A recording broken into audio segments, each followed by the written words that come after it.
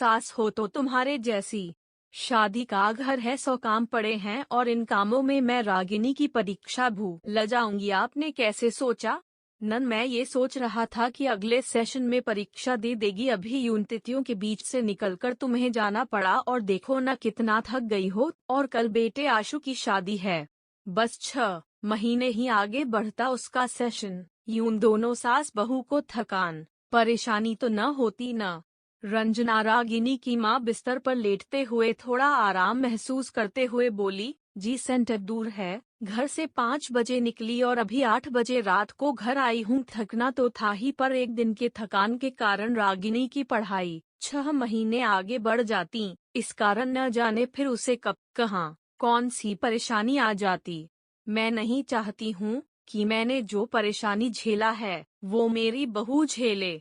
आप जानते ही हैं, मेरी शादी के 4 दिन बाद मेरी परीक्षा थी। एक पेपर ही बचा था और उसी दिन आप लोगों ने मेरी मुंहन दिखाई का प्रोग्राम रखा था। कुछ मैंने अपनी लापरवाही, कुछ जोश के कारण सोचा अगले सेशन में दे दूंगी। फिर मैं माँ बनने वाली थी, फिर बच्चा, फिर जिम्मेदारियां, फिर परिवार, और मैं कितनी तेज थी पढ़ाई में, पर डिग्री न होने के कारण अच्छी परीक्षा में नहीं बैठ पाई और न कभी मौका लग पाया कि अपनी पढ़ाई पूरी कर सकूं, और न ही वो विद्यार्थी जैसा जोश रहा।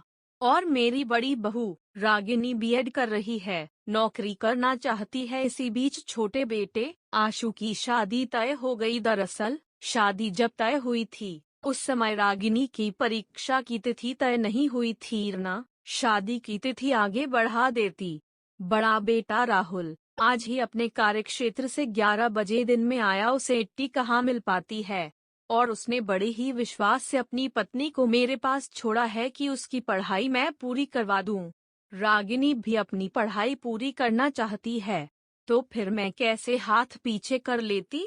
समय के साथ चलना आपको सफलता दे या न दे, कम से कम आपको पछतावा तो नहीं देता है ना।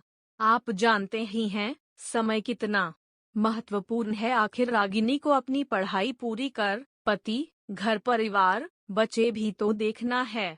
उसके समय को मैं कैसे बर्बाद होने देती। हाँ, कह तो तुम सही रहो हो, पर तुम रागिनी की माँ को भेज सकती थी, रागिनी के साथ या उसके भाई को। कम से कम तुम्हें राहत मिलती। कल बेटे का बारात सजाओगी ना जी? मैं चाहती हूँ कि रागिनी मेरा ख्याल रखे, अपना कर्तव्य निभाए, मेरे घर को परिवार समझे। हम उससे अपने घर की खुशियों की उम्मीद लगाए बैठे हैं और उसकी जरूरत पर उसकी माँ को याद करते क्यों?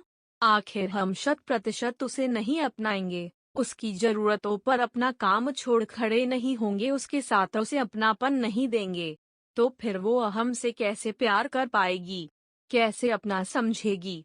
रंजना के पति दिनेश ने कहा, चलो तेरी सारी बातें सच है, सास हो तो बिल्कुल तेरे जैसी।